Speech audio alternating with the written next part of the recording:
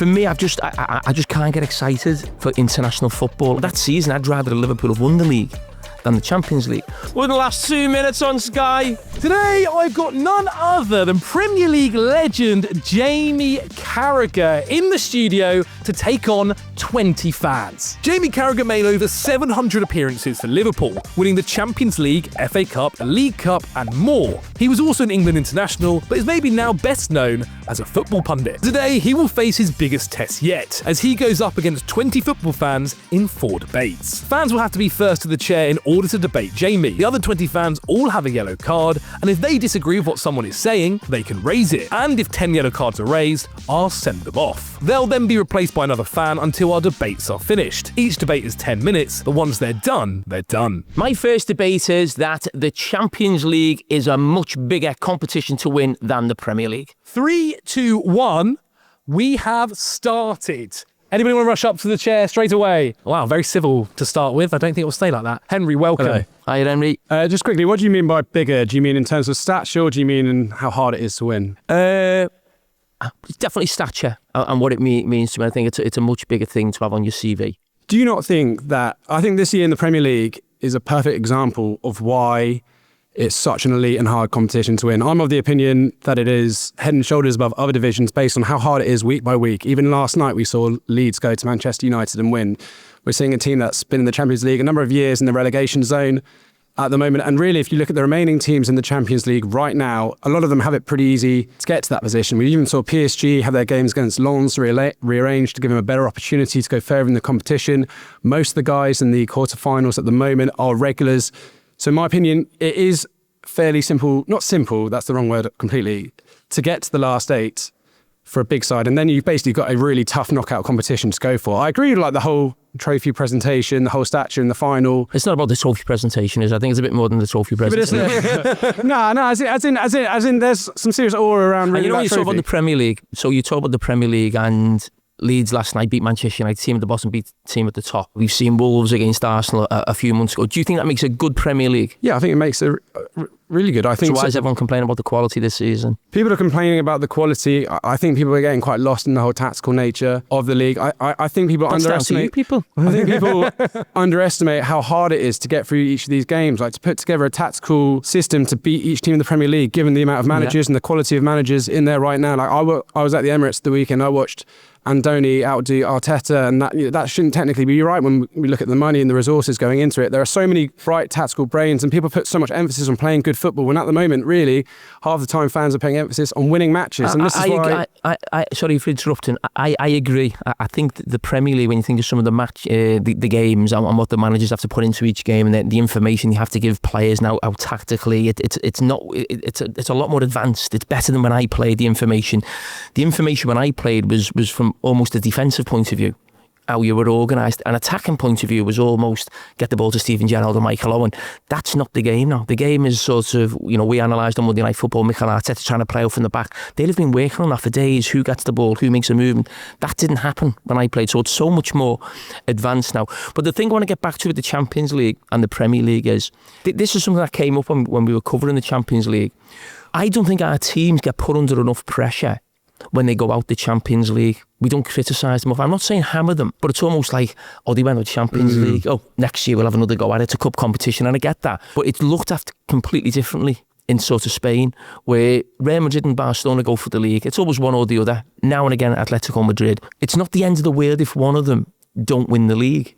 But there's so much emphasis on the Champions League that this is like the trophy. And I when I look at, obviously, my own club have done really well in that competition, but when you think of Arsenal never winning it, Manchester United only winning it 3, when you're talking about one of the biggest clubs in the world, put themselves up alongside Real Madrid. Yeah. There should be more on, for me, the Champions League. We should put more emphasis on the Champions League. We should be more on top of our teams and want more from them in the Champions League, rather than just accepting that they go out and we'll go again next year. Do you not think that's a issue of the growing monopolies in these divisions, where you've got PSG winning it every year, where you've got Real Madrid, Atletico, Barcelona consistently competing at the top, and it's kind of degraded the overall competitiveness and willingness of people to sit down and watch these divisions, whereas the Premier League, you just have to look at the numbers when it comes to the TV renewals and the money going into it. It is such a global competition that winning that at this point is the pinnacle of football. For me, if you win the Premier League, if you're the best player in the Premier League, you're the best player in the world. I really don't understand why that's not given more emphasis. I think winning the Premier League is such a hard thing to do with the quality of teams running it. Even the way the calendar falls and the amount of matches that fall over certain periods in the winter here, I think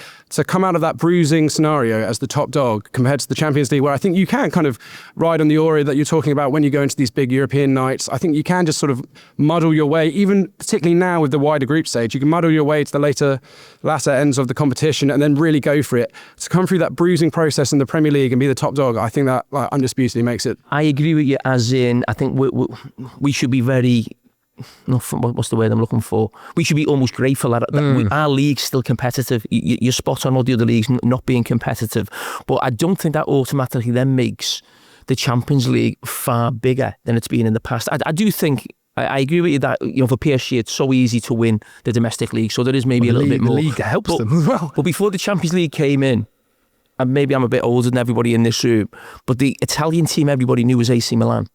Not because they were in Serie A, because they were in the European Cup. Not the Champions League, the European Cup. That's why I remember Baresi. That's why I remember Maldini. I don't remember the famous Juventus teams because they never won the European Cup, but they were the most successful team in Italy. When you win the Champions League, it goes obviously around Europe and around the world. The only reason I look is there's a Juve fan behind you. Yeah, but what I'm saying is they're the most successful club in Italy. But anybody in England, it's Juventus, it's AC Milan. Very, very interesting. If you're happy to concede there, Henry, anybody want to jump in? I'm not happy to concede. Okay, fair enough. We can agree one thing I will ask you though, Jimmy, as well, from a player's perspective, where is it? Do you think a player cares more about the Champions League? Do you think a player cares more than the Premier League? 100%. It's certainly with foreign players. With foreign players, I think when you speak to them and listen to them, I do think with English and British-based players, because I have this debate on Sky, and everybody disagrees with me. So Roy, Gary, Micah Richards, I know those are guys who've, certainly the Manchester lads, they've won the Champions League. I just think there's a thing in England for the league. And listen, I'd love to have won the league, and I'm not saying this because I didn't win it, but when you think of every great English team in history, going back before the Champions League, the Holy Grail was the European Cup. So obviously you all know your football right now. Does anybody know anything of the past? Let's go back to 1968. What was the most famous thing that happened in football in 1968? United won the European League. Exactly. It was Man City. Wow. Okay. No one remembers Man City winning the league in 1968. Manchester United win the European Cup in 1968. Is that enough for you? Take it, Henry. Take it around. Anybody else want to jump up quickly? Ollie, well done. Oh, I bet you're more for Europe this year, aren't you, than the Premier League? The Conference League is actually bigger than both. I wanted to talk about a specific season, 18-19, when Liverpool came second, 97 points. Man City win the Prem, but Liverpool won the Champions League. Who do you think left that season happier of the two teams, City or Liverpool? That's a great question. Brilliant question. Well done, Ollie, mate. Thanks. I'd probably say City. Why do you think that is? I think because Liverpool were going for the league so much, and Liverpool hadn't won the league for so long. So I was asked, my opinion has always been it wouldn't change. Would I rather win the Champions League or the Premier League? I'd rather win the Champions League. And I think for most footballers that would be the case.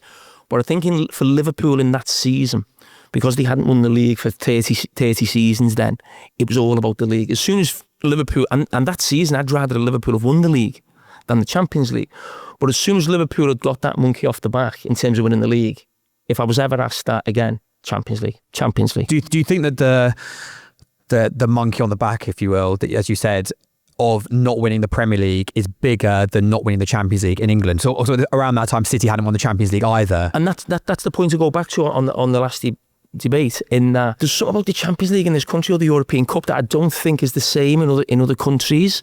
No one was saying Liverpool haven't won the European Cup for 20 years before we won it in Istanbul, but they'd say about the league. Yeah. So I totally get it. Most people in this country, the league is everything, and I totally understand. And I grew up with that, with the First Division, watching my team at the time, Everton, battling with Liverpool for league titles and stuff like that. So I love the First Division, I love the Premier League, but I just think the icing on the cake is the European Cup or the Champions League. And even when you go back to Alex Ferguson was asked this question in '99 a lot when they were going, what would you rather win?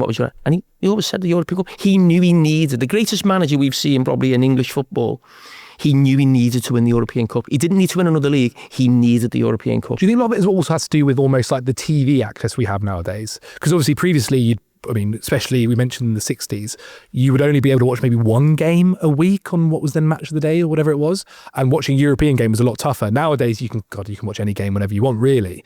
Do you think that's got a big part to it as well? Yeah, possibly. Listen, I think the Premier League has been such a success story, and so is the Champions League, that what they've done is, when people talk about the FA Cup, it's in some ways it's the Premier League's fault for being so successful that the FA Cup almost just feels like an afterthought. Keep going. It's fantastic. An afterthought. And the reason why I say that is because I went to football. I watched Everton home and away in the First Division. The FA Cup felt like an event. Even if you're playing a lower league team, it felt like the FA Cup started. The Premier League feels like that every single weekend. It feels like an event every game.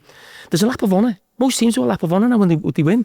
You know what I mean? It feels like nothing to do. No, you're right. The managers are on the pitch. Managers are on the pitch. It just feels like you see the crowd, everyone's bouncing. And it's a big thing to stay in the Premier League. It's a big thing, certainly for teams who've been promoted, to win a Premier League game. You see the Leeds get game yesterday, players yesterday. They don't just win at Old Trafford. They're celebrating like they've won an FA Cup quarter-final because the Premier League is that big and the Champions League has become that big and powerful. It's always made... The World Cup can never be an afterthought. But when I was a kid, the World Cup was the pinnacle. That was the elite. That was where the best players played. The best players don't play in the World Cup. The best players play in the knockout rounds of the Champions League. So the success of the Premier League and the Champions League has basically had a knock-on effect of how we think of other competitions. Amazing. Brilliant first Cheers, debate. mate. Well Thank done. you. Oh, mate, I'm just feeling so down about Spurs at the moment. We're going Ben, like... I don't care. But what I do care about is you guys at home subscribing. I've got a big goal of hitting 100,000 subscribers. If you're not already subscribed, please take 3 seconds. It means things like today can happen more often. Go down there, subscribe, and I'll really appreciate it. The next debate is whether tacticos or YouTubers on social media think they know more about the game than pundits. Let's see, guys. 3, 2, 1, go. You all right, mate? I'm good. What's your name? First, I want to say, What's your name? I'm a massive fan. Ayo. Disagree sometimes about Salah, but a massive fan. Not the debate. Not the debate. No, Salah is not the It is the debate. debate. They think they know more than us. Yeah, true, actually. Okay.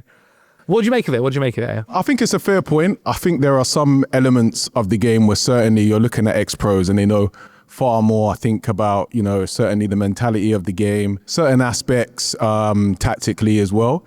But I just feel like certainly seeing when you've been watching a game like us fans do week in, week out, and you've got a basic level of intelligence, I do think sometimes there are fans who know a lot more than some professional footballers, because I'm not to call people out, but I will. Individuals like Paul Scholes, some of the things that he comes out, and he is an absolute wondrous footballer, but I've seen him come out and say, he's got this thing about Tonali being the best midfielder in the league. You see some of the takes. Is that not just an opinion? An opinion based on what? Because it can't be the game that I'm watching. Who do you think is the best midfielder? Well, Paul Scholes was one of the best midfield players in the Premier League. Yeah, I'll probably give it to Declan Rice. He's tailed off a little bit. I'll give it to Declan Rice this season as the best midfielder in the league. And that Paul Scholes quote is that's just one. I mean, there's even some things that you've said as well, my friend. In terms of Well, sometimes. tell me what they are. Let's debate them. Okay, cool. So I would say in regards to yourself, with some of the takes that I've seen, I'm trying to think of Not as easy, not as easy, The yellow cards are going up, Ball's gone, his ball's gone. Hey, mate, I'm sorry. You're off, mate. Well done. He bottled it. Wouldn't last 2 minutes on Sky. Are you okay? Yeah, you? Alice, welcome.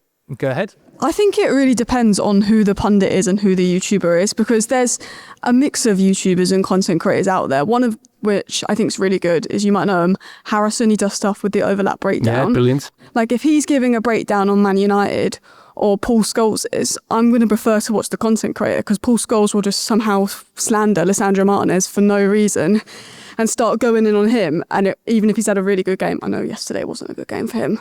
Whereas like Harrison will give a really good breakdown. He'll go into the tactics, maybe the press. He'll break down build up and stuff. I don't think you get that same from some pundits. Okay, I agree with you as in you'll get different things from different pundits. So like footballers, pundits have all got different styles. So someone might be really into tactics. Someone might be into giving punchy opinions. Lines, You know, someone might doesn't want to get into the what systems people are playing. You think of someone like, you're using Paul Scholes as an example. I used Roy Keane last night. He was on Monday Night Football. Now, I love getting into the sort of system things and what teams are trying to do. Whereas Roy just goes back to a player and his mentality, and he's one of the best midfield players we've ever seen in this country. His mentality was like, no, it's me v my man. I'm not getting involved in all that. Now, that doesn't mean he's not a good pundit. What I'm saying is, you're talking about Scholes or, you know, whoever we're talking about, different names. What you've got to understand is everyone's got different styles. Oh, 100%. And what I would say is, because I follow a lot of you on social media, and I pick things up off you. I'm not here to say you don't know what you're talking about. That's far from it, because a lot of yous here, you know about your clubs better than I do. And that's why I check in on what people are saying and what people are thinking, because I like that type of sort of punditry, so I want to be as good as I can at it. But sometimes when you're getting into sort of the nitty gritty of the game, it's not always about the tactics. I feel like social media now, when I go on my phone, oh my God, it's just like the world's full of tacticians. Yeah. It's like everybody wants to be the tactical and get the first thing out and what system someone played. And what I would say, I wouldn't say this is a bit of advice to anyone. You've all obviously been really successful, but it's not always about like the system that someone's playing. It's always the inverted press or whatever it might be. The thing that I try and think of is, I love looking at that, and I'm always trying to think what yous haven't spotted, because the thing that yous have got that we haven't got, you can go straight on your phone straight away. We've got to wait for our TV show. That might be in 2 days' time. It might be a few hours later. Monday Night Football now, when I first started, no one was doing anything on social media. Match of the days analysis wasn't great. That's a lot better now. And I'm not saying that in a patronising way. I'm saying there's they're putting a lot more into sort of tactical stuff. Obviously, with TikTok now and social media, I get to Monday and I'm a bit like, what's left to say? Exactly. So you're a bit like, you know, so sometimes it's not just all about formation, it's about the story of the game. What's the story? What's happened? I do think like the passion is also something I like to watch. Again, not just tactics, but with Roy Keane, you know, he's obviously, you know, he's played the game. He's, you know, been in maybe positions to similar positions to other players, and he's got that mentality. And I always think it's interesting to hear from a player like how would they mentally deal with it. And also when you look at fans, you know, sometimes when Liverpool lose, I want to watch Liverpool fans talk about it, because, you know, you like to see that reaction and passion and kind of laugh at it as a rival. I do think it really depends really on what the content you like is and what the match is and stuff. But I mean, I think when I look at like analysis of games, there's certain people I go to for certain things, and sometimes it can be pundits, sometimes it can be creators. But I think if I was to favour pundits, sometimes like as a fan, I want to be like, oh, what are the big pundits saying? So, you know, the red card yesterday with Lisandro Martinez, I'm intrigued to know what you have to say on it, because you're not going to be biased towards Man United, whereas every Man United creator is going to be like, that's never a red, that's never a red. And I think it really depends maybe on the content I want to consume, that who I think is maybe better to watch. Yeah, I mean, it's interesting that, because I see all the comments today on that, and it's like, well, if Carragher's saying it's definitely not a red card, you know, just like, I'm just saying what I think. It doesn't matter if it's a Man United. But what I would say is, and I think I've said this before on social media, you can have your opinions on, you know, different pundits, and I'm just trying to explain pundits have different styles. But I think you've got to be a little bit careful when not to be disrespectful, as in you can have a different opinion, but not be like, oh, he's an idiot, he doesn't know what he's talking about. He's played hundreds of games in the Premier League. Now, playing in the Premier League as a footballer and having the personality and the character to go out there week after week in front of 60,000 people, and if you make a mistake, you cost your team. You're going to be on the back page of a paper, you're getting marks out of 10 by every paper. There's people all over the world on social media telling how good you are, you're not bad you are. So I think we've always got to keep that in mind. Think about, it's not just what they're saying after they finish. Think about like the person themselves and what they've had to do in terms of, you know, they've played at the highest level. So just be if you don't agree with them, that's no problem, but just be a little bit careful how you go about it. Yeah, I mean, there are idiots out there that would just give a pundit's stick because they have a different opinion. I just personally have a bit of a preference of who I want to watch for certain things or who I agree with more. Who's your preference on Liverpool stuff? Probably you. And that's not because you sat there, Jamie. That's not because you sat there. Or the ones that just cry on TikTok when Liverpool lose. Okay, Alice, you're off on that one though, but well debated. Shrab, Waleed, welcome.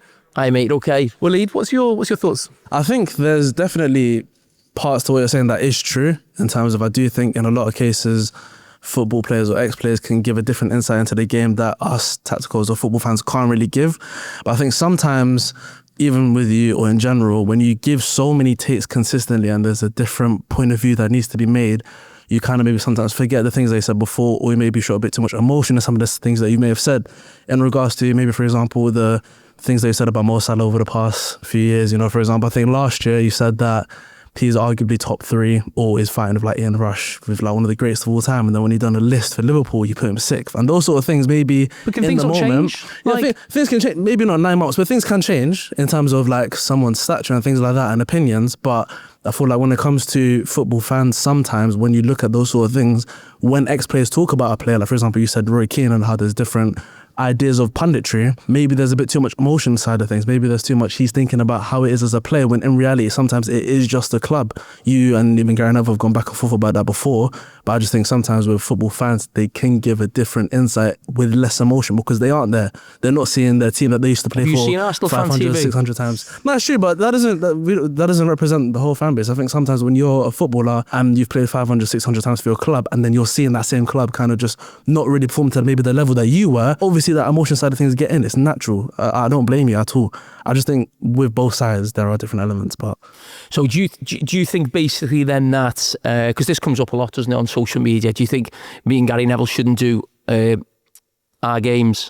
Well, in terms of commentary, potentially, yeah. I think in some cases, yeah, I think in some cases it is fine. Like maybe like a Liverpool Man United, it's good to have that like emotional side of things with, I don't know, maybe Peter Drury like doing the normal stuff. It kind of like, for example, when Gary Neville celebrated when Maguire scored the winner at Anfield, I kind of enjoyed that because sometimes you do need to have that sort of emotion in real time.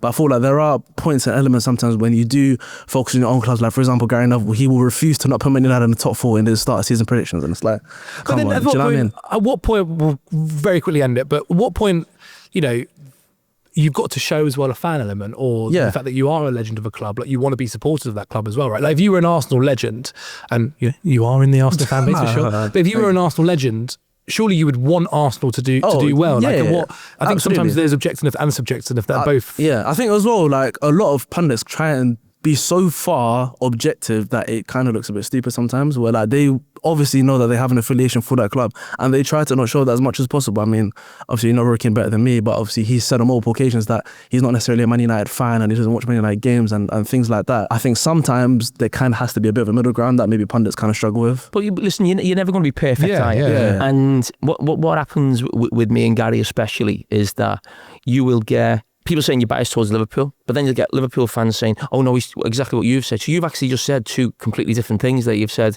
We're too much sort of for our team, get too emotionally involved, and then try and be too objective. So the point I'm trying to make is you get both things thrown at you when you're doing the game. You can't win. And I think if you're getting both things thrown at you, you probably are in the middle somewhere. You know what I mean? And it goes back to what happened last night. Just because I'm an ex-Liverpool player, I don't think that's a red card, last night on Martinez.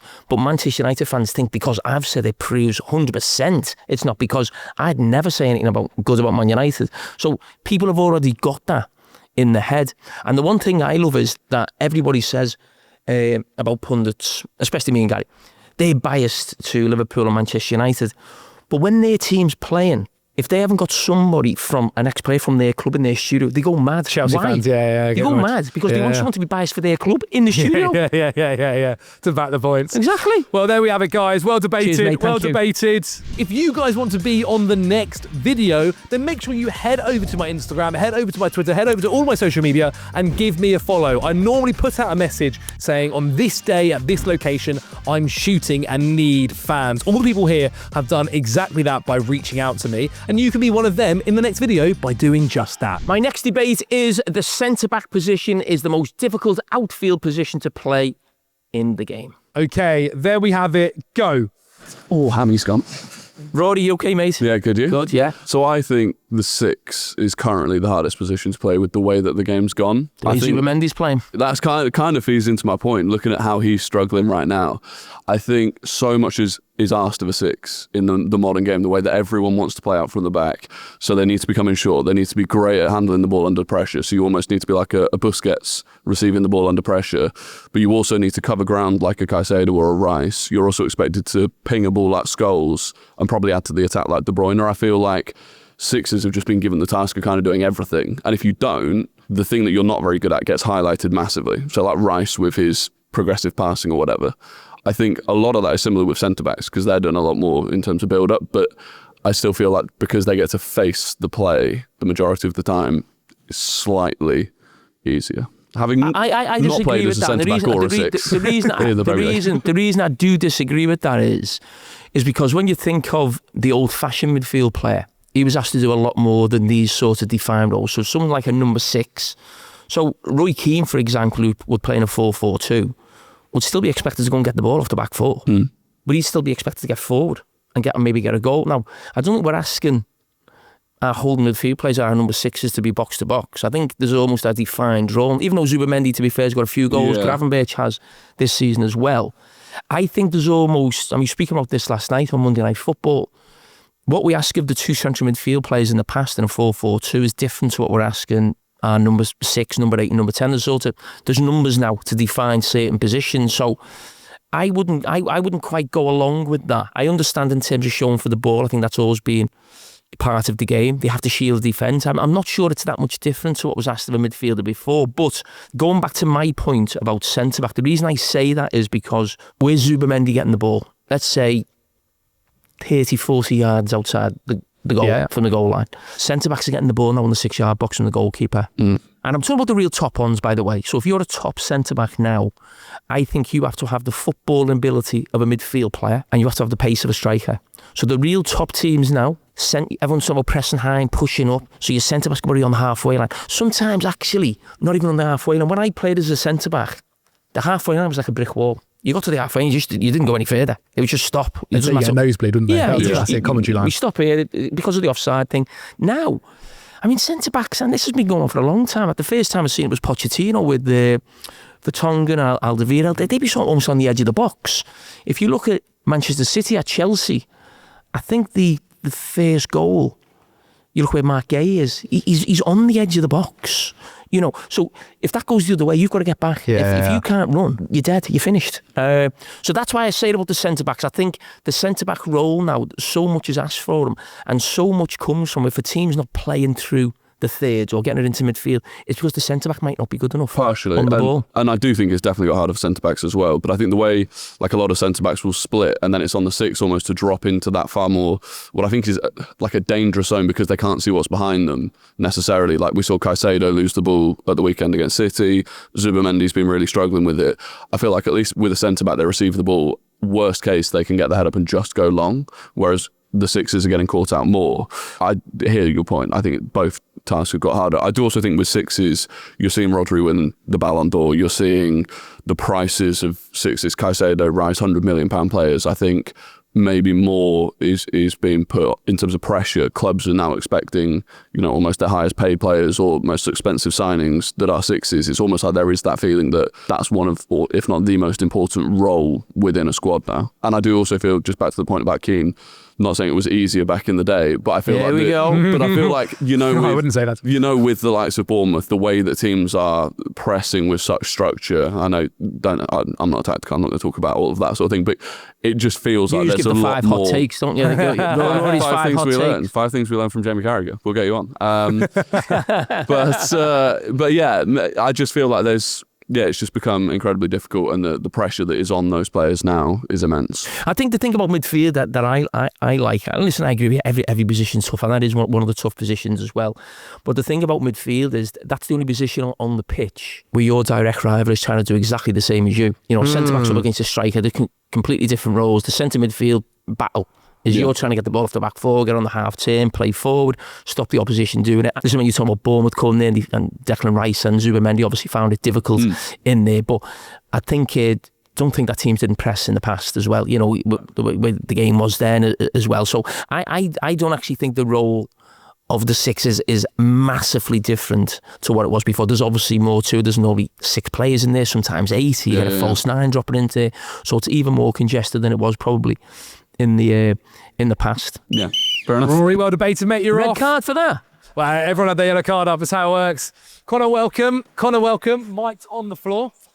Great start, mate. Great start. He's got some fronts, hasn't he? He was late. Turned up and late, he's just jumped and in he's and shot no the one mic on the he floor. comes in when he wants. I would like to make the point that I think striker is the most difficult position in football. Growing up, obviously nowhere near the same level, but played academy football and I was striker up until under 16s. Now I play men's football, I play centre back. So I've got a bit of a small grasp of both. And for me, it was much more difficult to play striker simply because you could make 10 perfect runs in a game and get the ball once.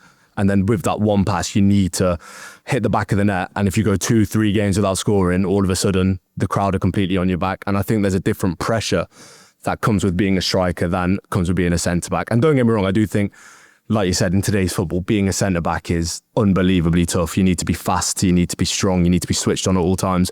But to be a striker, you're relying on 1, maybe 2 moments per 90 minutes. And with one of them, you have to make one of them count. Otherwise, the crowd's on your back and you're the reason your team didn't win the game, in my opinion. I agree with what you're saying. I think that's always been the case about the pressure on strikers in terms of, I think you're talking more maybe even off the pitch there. Not so I'm talking about the 90-minute game of what's asked of a player. I think you're probably talking about, if you're going a few games, a striker, you're going home, you're thinking about the next game, you worry, people are saying, when are you next going to, get your goal? So that's where it's different. The thing I would say as well, though, and I used to always think this when I was a player, your job's to score a goal. My job's to keep a clean sheet. I can't get my clean sheet until the 96th minute. You can do your job in a minute. It's done. You get your goal after a minute, you've done. Doesn't matter what happens for the last 90 minutes. As long as you work hard, you hold it up a little bit, you've done your job. The amount of times if we conceded a goal in the last minute, or like even if we win in 3-0, it went 3-1, I'd be like, I want to kill someone. Because I can't do it until basically the whistle goes. And I always think defenders can only lose you the game. Strikers can only win you the game. Yeah, that's a good point. No, that's a good point. And I suppose the bit where on the pitch I'm getting at a little bit more is when you're a centre-back and you have the ball, and I know in today's football, centre-backs probably have the highest pass completion rate in the whole league, but when you have the ball, you do have the option to just send it into space and things like that. When you're a striker, it's a completely different game because you don't really have that option. When you're up there, you need to aim for the goal at the end of the pitch. And I do understand what you're saying about a striker wins you the game and a defender loses you a game, and the defenders don't get nearly enough love. It's the same with goalkeepers. But I do think just in terms of what they do on the pitch, I think striker, there isn't a position like it because you are really, especially in the day of VAR, if you're even an armpit too quick, then your one chance is gone. But I do understand what you're saying. Connor, you're off, mate. You're off. Oh, well done, Pythag. You all right, mate? Shoulder's okay. Welcome, Pythag, mate. Jump in. Pythagoras' theorem. Exactly. One of the first ones I started following, I think. There you go, mate. Obviously, I've not played at the same level as you, but I know from back in the day, you were a striker when you first grew up. And generally, they say that in youth football, academy football, strikers tend to work their way backwards. Would you say in professional football, you see a lot of centre-backs being able to play centre-mid at the very highest level? For example, like Marcel Desailly, he played as a CDM at AC Milan, but as his legs went, he moved back and then played at centre-back to quite, a very good level, won the World Cup, etc. I know from my own personal experience, I was a midfielder, but whenever I was injured and I had to come back, I used to start off at centre-back generally because pitch coverage wasn't as much of an issue, whereas at central midfield, you have to be really fit. I also think in terms of the decisions and the skill set that you need to show in midfield, you need to be able to do everything that a defender can do in terms of reading the ball in the air from goal kicks, receive the ball on the half turn. So you got to have forward facing play as well as backwards facing play as well. So all the skill set that a defender does, you have to do it. And you mentioned in terms of box to box midfielders, they also need to be able to get forward and score goals. They might have to take set pieces as well. So the range of skill set that they have to show, in my opinion, is more so than a centre back, without trying to negate how tough centre back is. What you're saying is spot on, but what I would say is, you're talking about it's the same on the ball. The point I'm trying to make is the centre-back's on the 6-yard box. If he loses the ball there or he loses on the edge of his box, it's a goal, or it's a great chance to goal. And midfielder's still got the defence behind him. Yeah, you go back years and years. The reason someone had played centre, because they probably weren't good enough to play central midfield. Yeah, and then they would go right back.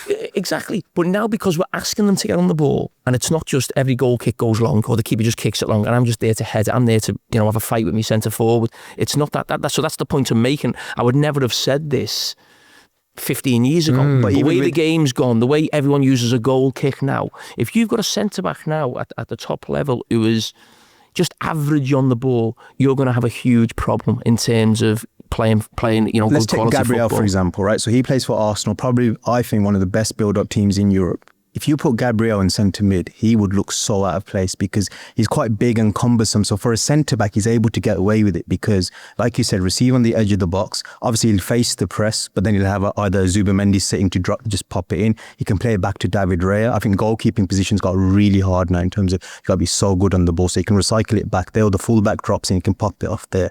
But if you put him in centre mid, what if you put Zubimendi centre back? So I think Zubimendi as a profile centre back, he would probably struggle. But if you put Declan Rice centre back, I think he'd kill it. But he was a centre back. He grew up as centre back, didn't he? I'm saying Declan Rice has got the physical profile to handle playing at centre back. Do you think that's where he should play? I actually think Declan Rice, as he ages, let's just say he gets into his late 20s, early 30s, I think he'd be a top centre-back. I really do. I think that could elongate his career. Michael Carrick, for example, for United, he dropped into centre-back and he played brilliantly in the few games that he did. Roy Keane played full-back, centre-back, as well as centre-mid as well. So I think it's easier for players who've played in, say, midfield to have that skill set to drop off. And obviously you have to have the right physical profile. I think Zubimendi is such a diminutive profile. I think he possibly would struggle. But I think on the ball, he would find it really easy at centre-back, picking it up from deep. But that's my point. It's not just about on the ball, is it? So that's the point I'm trying to make. So when you look at someone like a Van Dijk now, and I know you always get into that debate, don't we, about John Terry or Rio Ferdinand, who are two of the best centre-backs in the world in that generation. And I always think, I never believe this idea that this player from 20 years ago couldn't play today and all of that. That's just nonsense. A great player is a great player. Needs to be a great player in any era. Yeah. You know, the reason the great players, we maybe think they're better now or whatever it may be, is maybe, you know, enhancement in tactics or better managers or better pitches or nutrition, whatever. But we weren't asking those two to play on the halfway line constantly or be in the opposition's half. So when we see goals go in now, and there's all, you're all putting things about never your own clubs or your own centre-backs. It's always someone else's centre-backs. But if social media was about when I was playing, I mean, or John Terry or Sol Campbell or Rio Ferdinand, there'd have been a lot more criticism about, because that's just the nature of the game now. You know, it's always one-upmanship, isn't it? And, you know, tribalism with supporters on social media. So this idea that when you see Van Dijk or Saliba make a mistake now, this never happened in the past, is just nonsense. Can I just end it on quickly? What is your hardest position? So you'd say centre-back's hardest. What would be second hardest? In today's game? Yeah, I think in the game now. I think what one of the lads said before about centre forward, but I think that could be as much off the pitch. Yeah. Really, the psychology. If you're talking about just in this 90-minute game, goalkeepers nowadays, I feel like you mentioned there had a really goalkeepers just forget them. Listen, they're not footballers. They're not footballers. Listen, there probably is centre midfield, and the reason I say that is because there's always at least 6 players in that middle area, and maybe at times 8. You know, centre forwards dropping in, or centre back pushing on, full backs going into midfield as well. I think anything in the spine is really difficult. I do think centre back's a really tough position. I think when you play, like, say, 5-a-side, 7-a-side, centre back, it's not that difficult, but 11-a-side is a different ballgame because you're dealing with sort of like big spaces to cover. If you can see the goal on the edge of your own box in 5-a-side, you're on the back page of the newspaper. Not yet anyway. Okay, well, good debate, guys. Well done. Cheers, mate. Thank you. My next debate is whether FIFA tournaments, the World Cup or the World Club Cup, are boring. Okay, 3, 2, 1, go. Oh, Chelsea fan. Big ambassador of the Club World Cup. Do you normally have the badge on? Don't you have the badge on the shirt for this? Not so on this one. What I found probably quite interesting about the World Cup going forward, it seems like an opinion you've shared a lot of time throughout this season on social media. That the Club World Cup or the... No, the World Cup specifically as well. The way the football's moved and it's become a lot more tactics heavy, and it has probably, I'd say the entertainment factor has gone down. Do you not think the World Cup's quite important now because managers get less time with players? It will rely on individual quality more than like being overbearing tactically, like a lot of club football has become. You know what? I hadn't thought about that. That's a really good point. That might be something to get the juices flowing a little bit for the summer. Because for me, I just can't get excited for international football anywhere near as much as I do for club football. I find it really difficult, and I must admit, you know, I'm so entrenched in Premier League and Champions League football that I almost see international breaks as a break for me mentally from football, and just like I need to switch off for a week and go away and then nice and fresh again for the Premier League and the Champions League. But that might be something to look at, you know, in the summer. But I just think how big the World Cup is, I just feel like it'll take a long time to get going, really. You know, the group games. So many games now as well. There's just so many games. And I just think with FIFA, And I go back to what I said on an earlier debate with what the Premier League's done and what the Champions League's done, more importantly, in that it's become so big. The quality of games that we see. I mean, PSG against Liverpool the other way. I mean, that football, we haven't seen that in the Premier League all season, have we? Those type of players. Bayern Munich at Real Madrid, it was just like, finally. We just haven't been watching that. I just don't think the World Cup can compete with that. But I go back to when I was a kid, watching Maradona in '86. You just felt like, wow, this is the pinnacle. It just doesn't feel like that anymore. And I just think FIFA have got, a bee in the bonnet about UEFA and the Champions League, because the Champions League is the best and they're bringing this money in every year. So FIFA are like, what can we do? We've got to do something. Right, we make the World Cup bigger, that'll be more money. We'll do the Club World Cup. Right. That's something. They're almost just trying to compete with UEFA. It's like this fight between the two of them. And it's not helping the game, I don't think. I don't think it's helping players at all. It's just far too much football. And do you think part of the reason they've gone the wrong direction is maybe like where they've hosted things as well? Like where FIFA have kind of gone a bit more money route? I would say even the Club World Cup would have benefited. Like the South American clubs were far more invested in it, and they brought a lot more fans. Like if you hosted something like that in South America, maybe not rival the Champions League yet, but down the line, if they started to do that far more, like I think the World Cup's getting a lot of criticism at the moment because it's in America and people are a bit, skeptical on that. Whereas World Cups previously in South America, etc., have benefited from being like footballing nations. Do you think that's a big misstep from FIFA's direction? I think a misstep in terms of how countries go about doing it. I mean, let's be honest, we all know why certain countries get tournaments and what's going on. He's obviously, what to give Trump a fair play award or something? Peace award, I think it was. That worked out well, didn't it?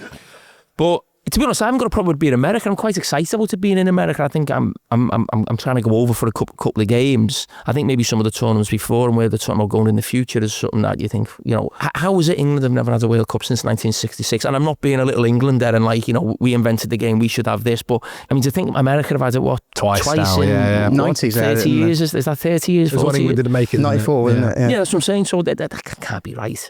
But the Club World Cup one, I just look at that and I can't. It was a great tournament. No, as a fan of a club that's won it, or the club that's won it in the new version. I said before I switch off a little bit for instance.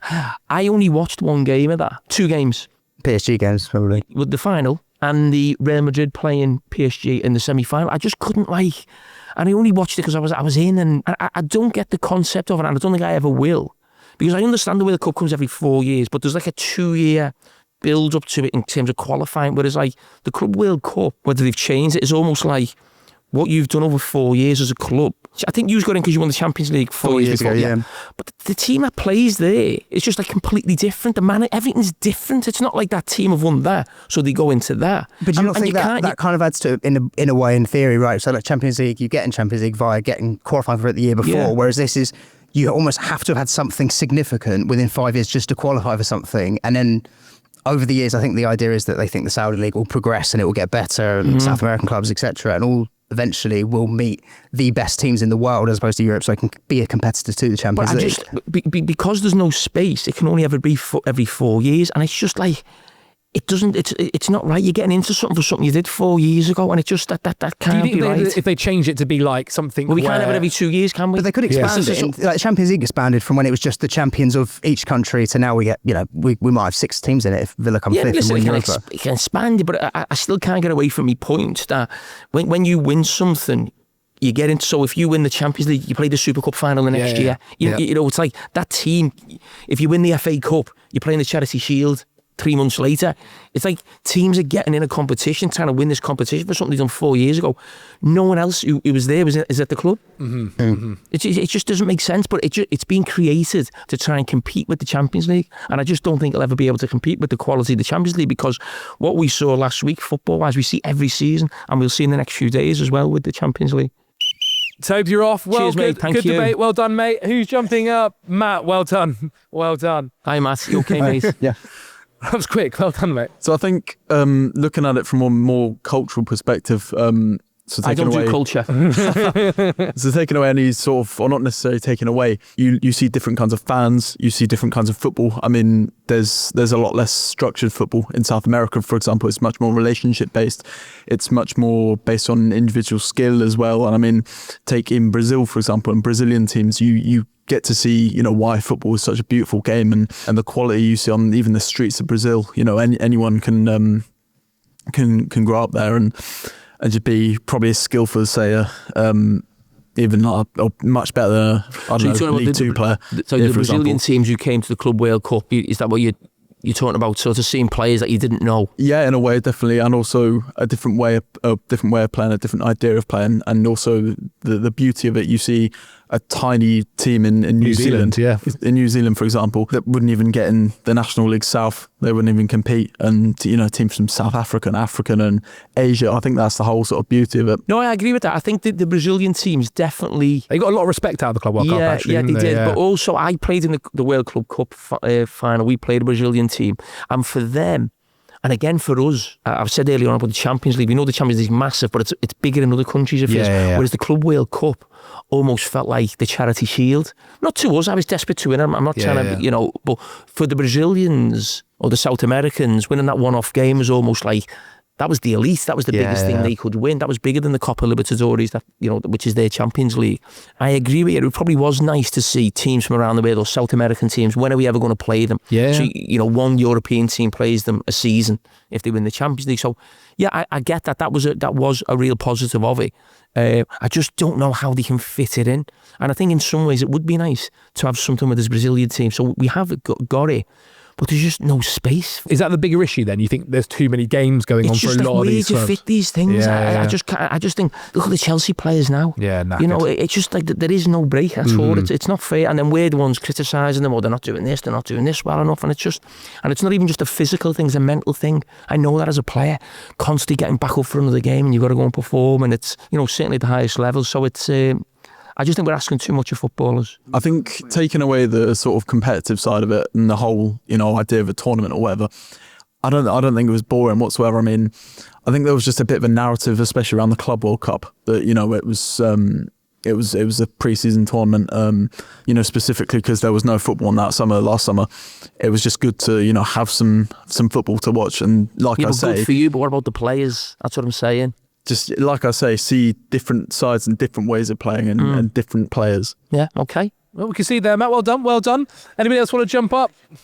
Pazzo, welcome. Jump in. I don't think we've got too long left, but go ahead. I don't think it's a problem specifically with the World Cup or the Club World Cup. I think the fact of the matter is, for the neutral, any form of tournament football doesn't become particularly engaging until the big boys start playing each other later on. I think throughout the earlier stages, unless there's a big surprise, like people talk about the Champions League, obviously whoever goes there and wins it, that'll be the talking point. Then people will go, but look at the run Bodo Glimt went on early doors. If you think about FA Cup campaigns, think about when Sutton and Lincoln went quite far. Like in the early stages of a tournament, it only becomes really interesting if you see something that you're not expecting to happen. Like in the World Cup, I imagine one of the usual suspects will win it. But if one of the minnows goes a bit further than you expect, that becomes a talking point. Like when Morocco did so well in the last World Cup.